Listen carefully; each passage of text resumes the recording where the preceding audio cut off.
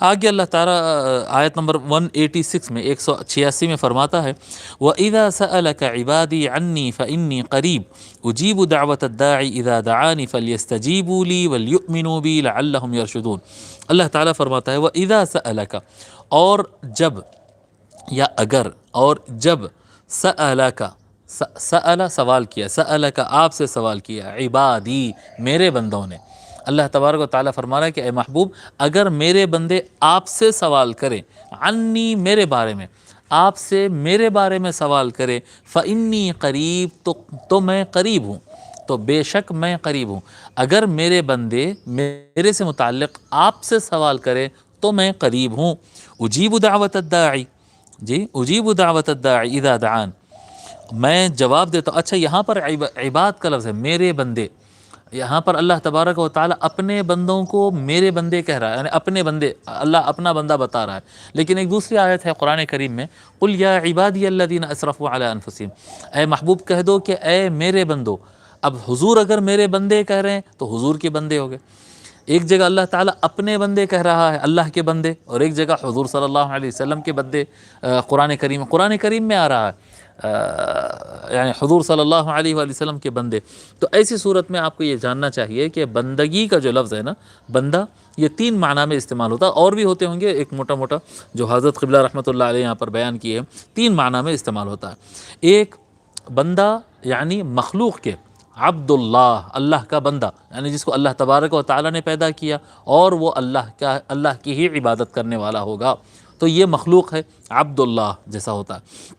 اور دوسرا، عبد غلام کے معنی میں ہوتا ہے، عبد غلام کے معنی میں ہوتا ہے کہ کوئی کسی کو خرید لے، کوئی کسی کو بیچ دے، یہ جو عبد ہوتا ہے، عبد مکاتب کہتے ہیں وہ بندہ جس کو کیا کہتے ہیں، لکھ دیا گیا ہو کہ اتنے پیسے لا کر، اتنی مزدوری کر کے اگر تو اتنا پیمنٹ کر دیے گا تو آزاد کر دیا جائے گا۔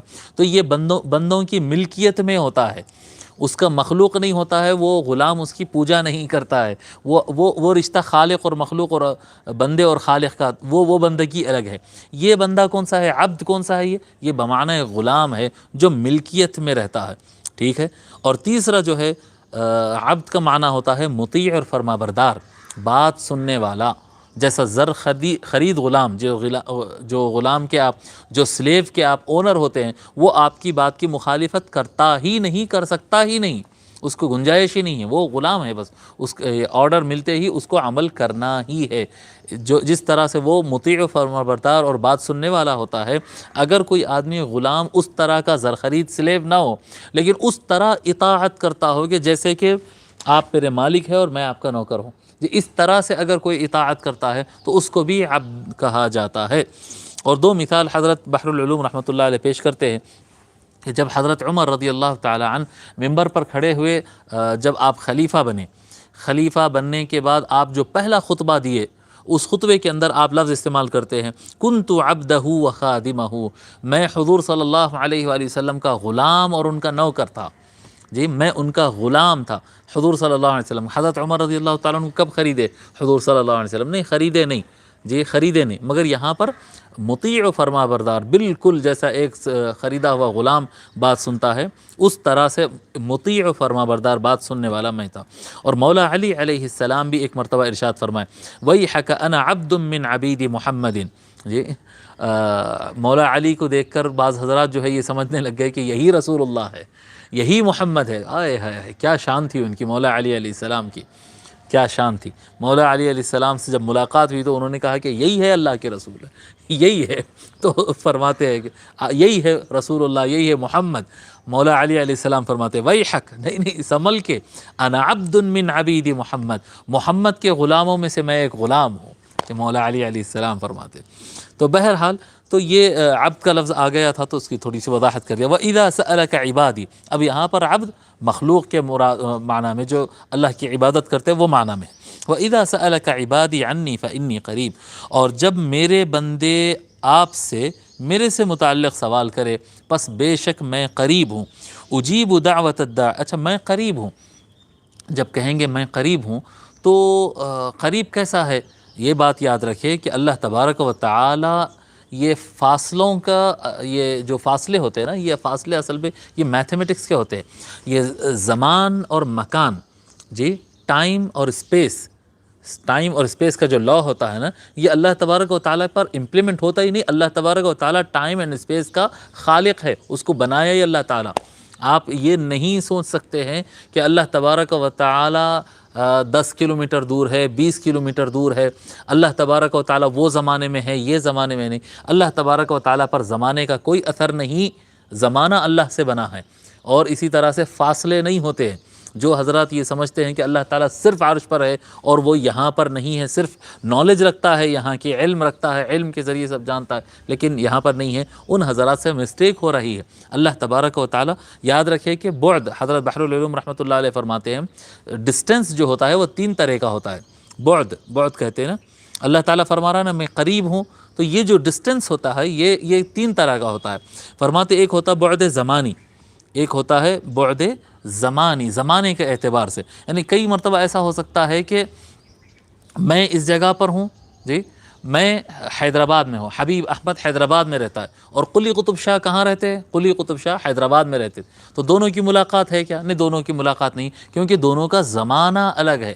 400 سال کا گیپ ہے دونوں کے درمیان. جگہ ایک ہی ہے لیکن زمانے میں ایک فاصلہ آ گیا ہے، جس کی وجہ سے دونوں کی ملاقات اور پہچان نہیں رہی ہے، ملاقات نہیں رہی ہے، زمانہ الگ الگ ہو گیا.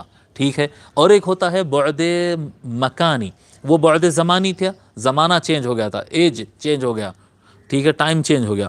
دوسرا ہے بعد مکانی، دونوں ایک ہی زمانے میں رہتے ہیں جی، ایک ہی زمانے میں رہتے ہیں. میں یہاں پر رہتا ہوں اور دوسرے صاحب جو ہے محمد خان قادری صاحب شکاگو میں رہتے ہیں.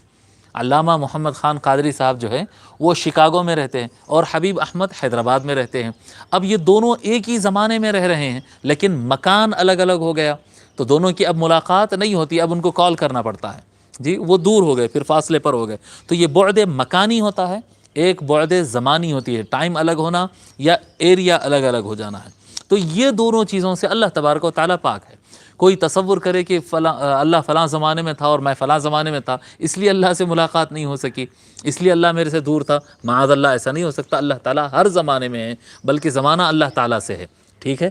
اور اسی طرح سے کیا کہتے ہیں، مکان بھی الگ الگ نہیں ہو سکتا ہے. اللہ تبارک و تعالیٰ ہر جگہ ہے، بلکہ سارے جگہیں اللہ تبارک و تعالیٰ کے بنانے سے بنی ہیں. ٹھیک ہے. تیسری جو چیز ہے بعد خیالی، یہ جو بعد ہے یہ ہے وہ بعد خیالی. خیال میں، بندے کے خیال میں اللہ تعالیٰ نہیں رہتا ہے جی. بندے کی سوچ میں اللہ تبارک و تعالیٰ کو بھول جاتا ہے. بندہ جب اللہ تعالیٰ کو بھول جاتا ہے تو پھر وہ پریشان رہتا ہے کہ اللہ تعالیٰ کہاں ہے جی. اس کا اپنا خیال ہے، اس کے اپنے خیال اس کا دور ہوتا ہے. جب بندے کا خیال دور ہو جاتا ہے اور وہ سمجھنے نہیں لگتا ہے اور پوچھتا ہے کہ اے اللہ کہاں ہے. ایک اعرابی آ کے سوال کیا، یا رسول اللہ دور ہے کیا؟ زور سے پکار کر بلانا پڑے گا کیا؟ اگر اللہ تعالیٰ دور ہے تو ہم زور سے پکارتے ہیں اس کو. اللہ تبارک و تعالیٰ فرمایا نہیں، میرے بندے اگر میرے بارے میں پوچھے، محبوب بتا دے میں قریب ہوں، فإنی قریب. تو تیرے خیال سے تو یہ سمجھ رہا ہے کہ بہت دور ہے، لیکن اللہ تبارک و تعالیٰ تو بہت قریب ہے. اور اتنا قریب ہے، اللہ تعالیٰ فرمایا رگے جان سے بھی زیادہ قریب ہے. رگے جان سے، یہ ایک سمجھانے کے لیے لفظ ہے. رگے جان یعنی اللہ یہاں پر ہے، وہاں پر ہے، ایسا نہیں ہوتا. یہ ڈسٹینس سے نہیں ہوتا. یہ بتانا یہ چاہ رہا ہے کہ اللہ تبارک و تعالیٰ ہر مقام پر ہے. فاصلے اللہ تبارک و تعالیٰ کے درمیان نہیں آتے. اے بندے، جو اللہ سے دوری، اللہ سے بعد تجھے سمجھ میں آ رہا ہے، وہ تیری اپنی سوچ کی وجہ سے ہے. تو اپنی سوچ کو درست کر لے، اللہ تبارک و تعالیٰ کو تو پا لے گا. اجیب دعوت الداعی اذا دعانی فلیستجیبوا لی. اجیب دعوت الداعی، جی میں قریب ہوں، پس بے شک میں قریب ہوں.